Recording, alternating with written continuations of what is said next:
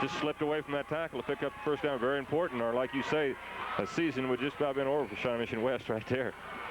And he went out of bounds too. 1:24 to go. Still plenty of time.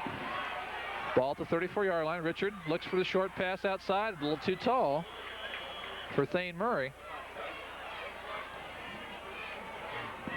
They'll make it second down, 10 yards to go. Clock now reading 1 minute, 21 seconds. You know, when you're throwing those little short outs and things like that, you can get off a lot of plays in 2 minutes.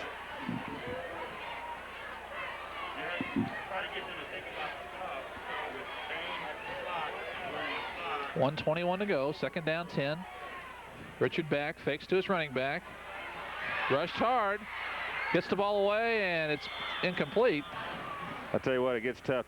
South's doing an excellent job on defense. They're just backpedaling. As soon as that thing snaps, they're retreating. They're going to give you that 5, 10, 15-yard pass play if you want it. And they're sending about 3 rushers and putting a lot of pressure on John Reichart right now. Phil Lair and Rich Newallis were in there, almost trapped Reichart deep back there. So now third down, 10 to go. Comes down now. Like I say, we're going to get that first down again. Ball on the West 35-yard line. Reichart fades deep, looks over the middle, pass is tipped and incomplete. And there's 4 South defenders there with only 1 West offensive player. Jeff Shearer tried to make a leaping grab. Once again, 1 minute, 9 seconds to go, and Shawnee Mission West again looking at their season as they try to come up with a play. Getting encouragement from the sideline. Fourth down and 10. Ball resting on the Shawnee Mission West 34-yard line. Apologize for some of the technical difficulties we've had tonight. We've had a camera problem. Apologize for that. Reichart rolling left. Passes up the field, and it's knocked away. That's going to just about ice the ball game for South, because they can, like you say, they can almost run out the clock now with 1 minute and 3 unless they have a miscue. Pat Gould, I believe, was the man that knocked that ball away for Shawnee Mission South. So the score South 24, West 21 with 1 minute 3 seconds to go. Barring some kind of miscue by South, it will be the Raiders in the playoffs. It will continue. Facing winner of the Shawnee Mission Northwest Lawrence game. Have you heard anything on that game at all? I thought I heard something earlier about North. Let's see if we can pick up some information. It's tied 7-7, I believe, the last time we heard, as we talked to a Sun reporter there. Butch Ross says there's a penalty on the play. Ross running up the middle. Ross is going to go all the way for a touchdown, but we do have a flag on the play. We'll have to, at least I believe we had a flag on the play. I sure thought there's a flag. One of the teams was either offside or in motion. Let's see what we have here. And it is against South. West is happy about that, but of course, still the basic problem is that West is trailing by three points. Running out of time. I believe they still have their 2 timeouts left. So they could possibly get the ball back, but if they did, it would not be very much time left. South be penalized 5 yards back to the Viking 39-yard line. Makes it first down, 15 yards to go. Have we had a scoreless fourth quarter? I believe we have. I think Coffin would probably scored in the fourth. That's right. He scored the leading. Apparently, maybe the winning touchdown. South taking their time getting the play into the ball game.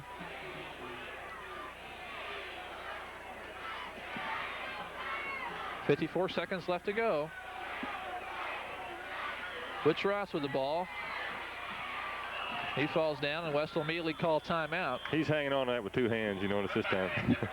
I know, I would sort of bet that Butch Ross wouldn't fumble again, but I've said things like that earlier. They're not going to run that option. He hasn't got that ball out there where he can pitch it now. He's just going to hold on to that football and get as many yards standing up as he can, and not go out of bounds. Try to keep that clock running, make West use their timeouts. And I believe that's West's second timeout, and unofficially, I'm not positive about that, but I believe West will have 1 more timeout. So just projecting, we have 48 seconds left in the game. If South should run another running play, they're about 12, 13 yards away from a first down. South another running play, maybe 5-6 seconds, and West immediate timeout. That'll make it 42 seconds. It's about third down to go. So all South would have to do then would just be fall on the ball twice, and of course there would be a change of possession. That would stop the clock, but West at the very best get the ball with maybe 5 or 10 seconds left that they can hold South.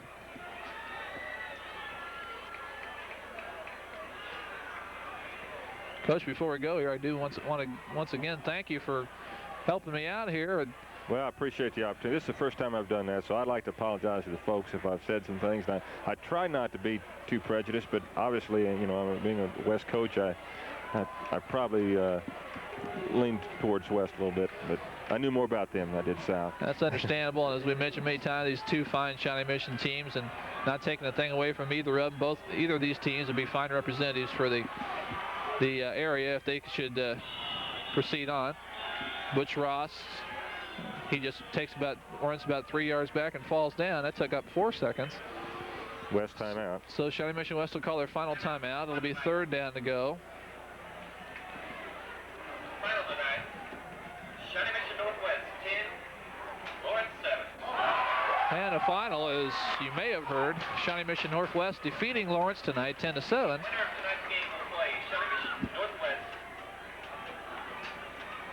So the winner of tonight's game will play Northwest next week, and barring some unforeseen accidents, TeleCable will be right here to bring you all the action as long as it stays in town. TeleCable will be there. West fans, of course, giving a cheer to that. You know, not only that, you know, and a fellow mission school, you know, beat Lawrence, but Coach Tony Severino, you know, used to be an assistant coach at West, and still a lot of feelings there. And I hate to bring back the old jinx, but you know it's come true another year, Larry. The old jinx is not earlier in the year. Northwest beat Lawrence, and Lawrence beat Northwest, and tonight Northwest has come back and defeated Lawrence. Earlier in the year, Shawnee Mission West defeated Shawnee Mission South. But I guess that was a heck of a game, the one between Lawrence and Northwest earlier. I guess Northwest probably should have won the ball game. You know, they had a couple of, I think it didn't have a field goal or something, hit the crossbar, and yeah, it was things like that. Strange things happen, just like it's happened tonight with these long fumble returns. 13 seconds is South counting down to victory now. 10 seconds, 9 seconds. I believe they're going to be called for too much time before this is over, and it will with 5 seconds left to go.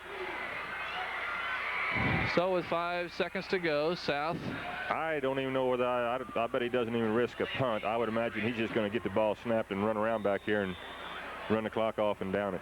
Yeah, the thing is, if you can always punt it, just give it back to him, let him start running toward the end of the field. Yeah, by the time I'm sure by the time they caught him, he'd be long gone and the time would run out. If you go to punt, you could get it blocked, anything. So that's all they're going to do, I'm sure.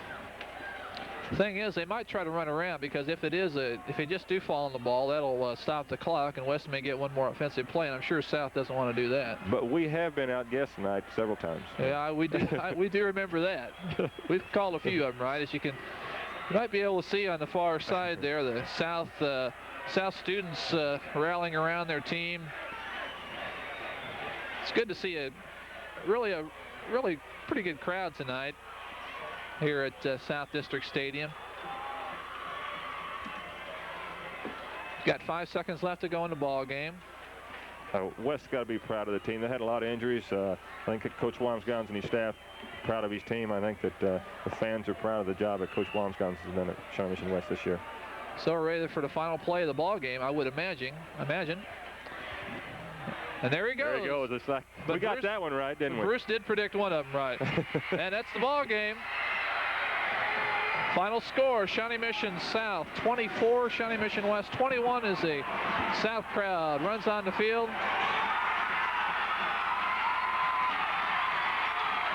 And wait a minute. Hold everything. Shawnee Mission West recovered the ball. South just The ball game was not over.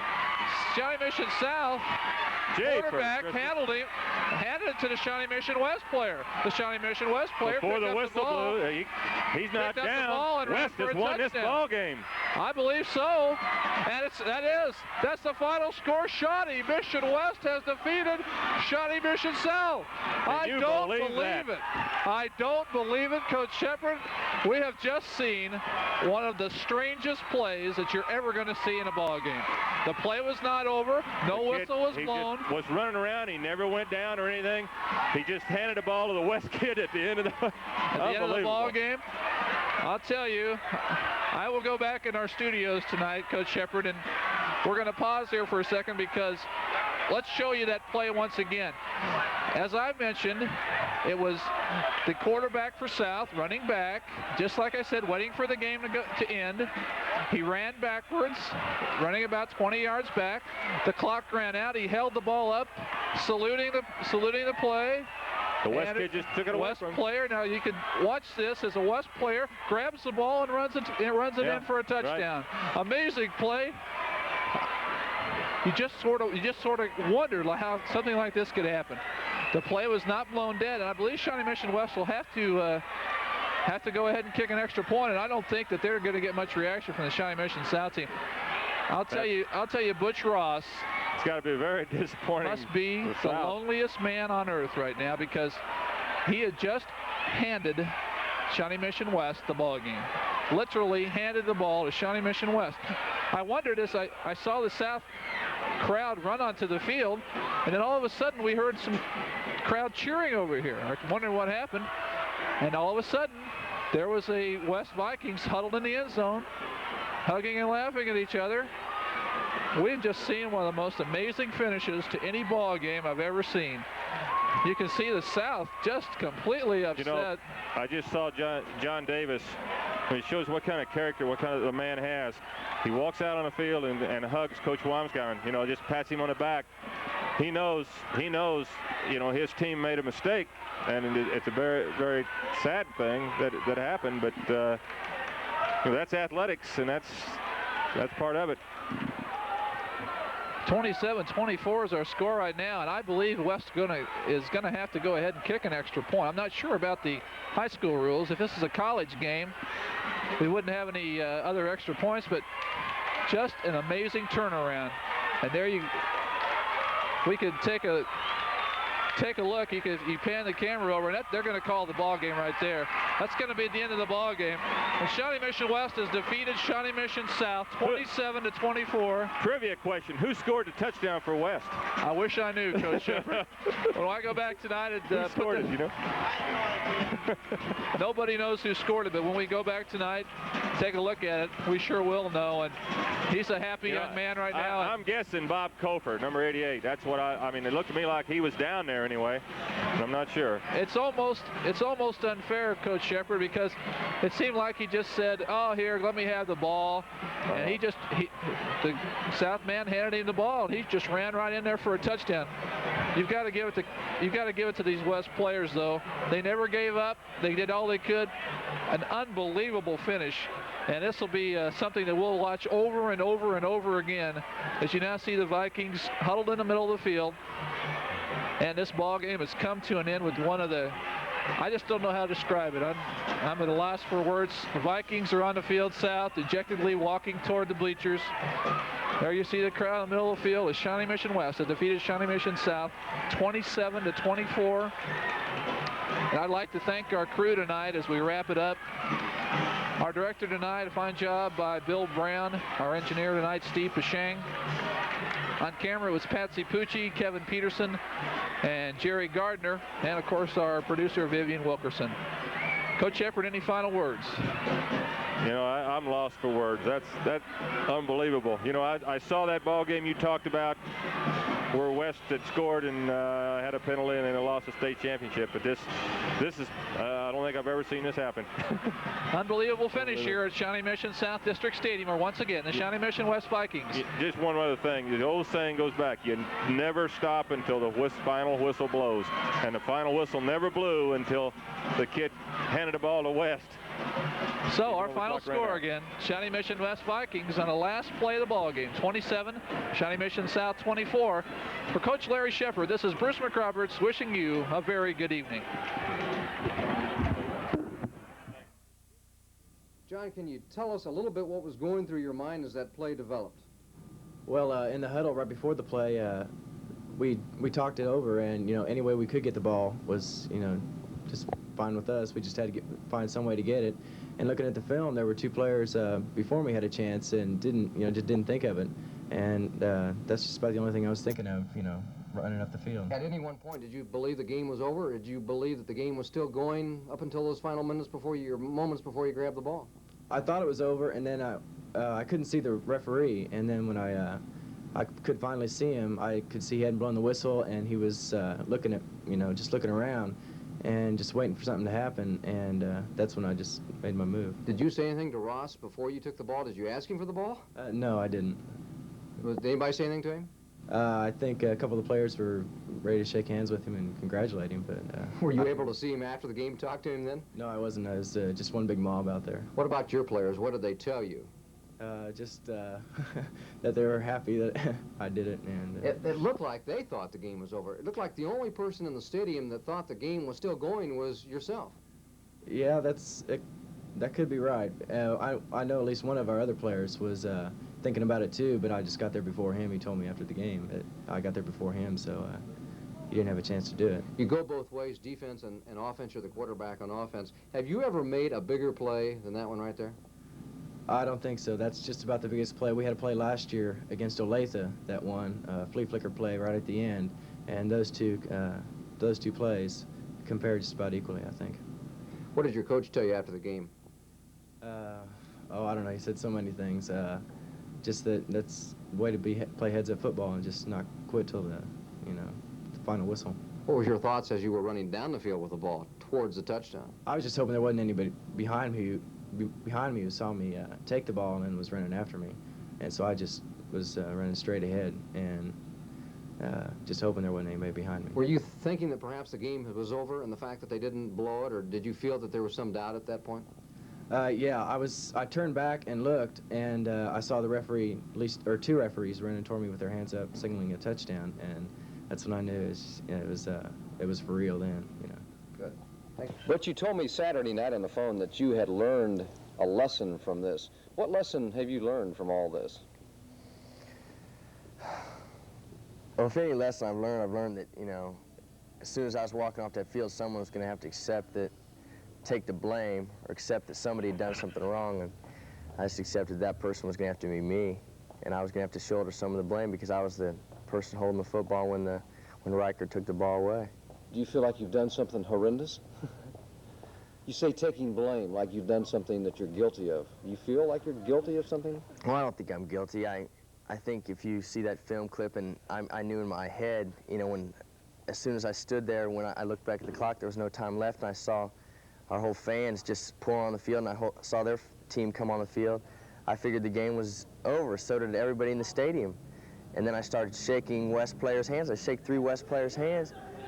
And then as soon as I started shaking hands, the next thing I know, I turned around to acknowledge that my cousin was coming next to me. And he's a South student. He was on the field. I was getting ready to go shake his hand, and next thing I know, Reichart's running into the end zone. A lot of people have asked me, this has created a lot of talk, obviously, but people ask me, why didn't he fall down with the ball, down the ball, like would be normally the custom? Let me ask you that. Why didn't you down the ball, just fall on the ground?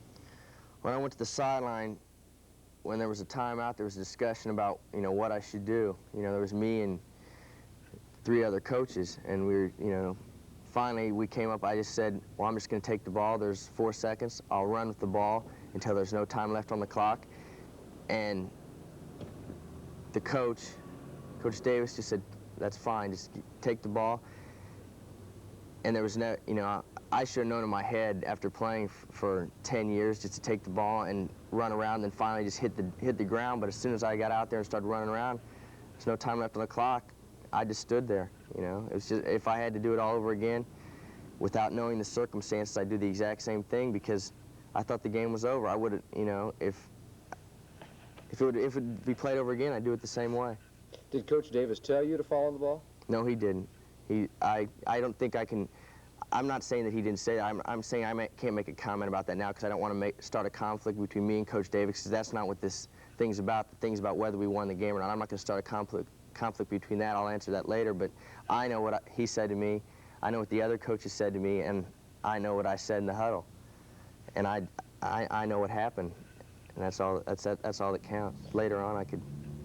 Since Friday night, what kind of reaction have you gotten either at home or at school? What kind of response did you get today when you came to school? Well, first thing when I got to school, I mean, I didn't even want to be seen by anybody. You know, I just wanted to get to my class and, you know, sit down and walk to my class and not even be seen. I just wanted to put a mask on so nobody knew who I was, but I knew I had to, you know, face up to it, and everybody knew it was me. And the initial reaction was a lot of people said they were sorry and how sorry they were that it had to be me that was holding the ball, and how sorry they were that we lost the game, that we'd really won. And a lot of people, I heard a few smart aleck remarks, you know, which was I was expecting. And I also heard some people say that, you know, covering up for me, say it wasn't really his fault, you know, anybody else would have done it. So there was a lot of different reactions, I guess. What about the community support over the weekend at your house? It was unbelievable. I mean, when I got home Friday night, it was more like, you know, it's so different from it wasn't like coming home from a football game. It was like coming home from a funeral, you know. After the games, there was always a lot of people at my house, because that's usually a meeting place. After the games, a lot of friends come over, and they were all still there, just like win or lose. They were always there, and it was just like a funeral. There was nothing but tears for all Friday night and most of Saturday day. It was just unbelievable. And then I got a lot of community support because a lot of neighbors came over and said they were sorry. A lot of people called, a lot of people came by, a lot of people sent cards. It was great. That's incredible. I mean, it must make you feel pretty good that you'd have that kind of support. It really does, but I don't know, it's still, deep down inside, I know that if I would have just taken the ball and ran back 15 yards and fallen down on it, none of this would ever come about, and we would have been playing Northwest next week. That's all I can think about. You think because the team worked so hard from an 0-4 deficit to get to 5-4 and win the 6th game, which we needed to win to continue. The team worked so hard, it was just unbelievable. And to be taking it away right under our nose, it's beyond me how they can do it. What about the players? What did they say to you after the game? What have they said to you since then? The players, we're a team. We win as a team, we lose as a team. They know that. You know, they're not going to. They don't want me to have to shoulder the blame. We lost as a team, and they know that. They're, you know, being as sympathetic as they can. You know, trying to tell me to forget about it. It's over. There's nothing we can do about it. But I just don't want it to end that way, because I think there is something we can do about it, and they think there's something we can do about it. Well, what can you do about it? I think that there's got to be some way that we can at least get it brought before a board or something, that we can get the game reviewed, at least the film reviewed, because it's so obvious that there was so much chaos on the field that half the people didn't even see the ball get taken out of my hand, and half the people didn't even see the kid run in the end zone. Half the people didn't even see that. And I mean, it's just so flagrant that it's so obvious that I think they might just skip over and say, well, all he had to do was down the ball. Did you hear a whistle? I heard a whistle. I've been taught ever since 4th grade, whenever you hear a whistle, you stop. I was running around. As soon as I heard a whistle, I stopped and I stood there. I heard the whistle, and you can say that, I mean, it's not right to say that everybody on our team heard the whistle, because then West can say, well, we didn't hear the whistle. It's our word against theirs. But I heard the whistle. My coaches heard the whistle. Did the West players come up to you at that point? Oh, as soon as I stopped, this one West player just came and stood right in front of me, and he shook my hand. And then another West player came up right behind him and shook my hand. And then as soon as I started to reach for another West player's hand, Reichart just took the ball. Did you realize what had happened when he took the ball? No, I had no idea. In the huddle, we decided that we were going to give the game ball to our senior middle linebacker, Craig Templin. And I was just holding on to the ball for Craig. And then as soon as he took the ball, my first initial reaction was to turn around and ask for the ball back. And by the time I turned around, he was already, you know, sauntering into the end zone with the referee running behind him. Did you think it was going to be a touchdown, or what was your... No, I couldn't even, I didn't think there was any way they'd call it a touchdown. I thought the referee would immediately just start saying no way. And Can you describe, if possible, the feeling in your gut when you then learned that it had been a touchdown, that you in fact had lost the game? What was your gut feeling then? You can remember. To tell you, I didn't have a gut. Everything just fell out inside of me. I just felt like there was just nothing inside of me. We'd worked so hard to get to that point, and we had really won the game, and to have it taken away like that, I didn't even have a feeling. I just wanted to, you know, I didn't even want to walk off the field because I knew that I couldn't just leave it like that, but the referee just signaled touchdown, and I made a comment to him about, "Are you serious? Is that it?" And he just said, "Well, it's a touchdown." So I couldn't accept. I still don't accept it. Imagine. And there he goes. There he goes. It's like, we got that one right, didn't we? Bruce did predict one of them right. And that's the ball game. Final score, Shawnee Mission South 24, Shawnee Mission West 21 as the South crowd runs on the field. And wait a minute. Hold everything. Shawnee Mission West recovered the ball. South just... The ball game was not over. Shawnee Mission South quarterback handled him, handed it to the Shawnee Mission West player. The Shawnee Mission West player before the whistle blew, he's not down. West has won this ball game. I believe so. And that's the final score. Shawnee Mission West has defeated Shawnee Mission South. I don't believe it, Coach Shephard. We have just seen one of the strangest plays that you're ever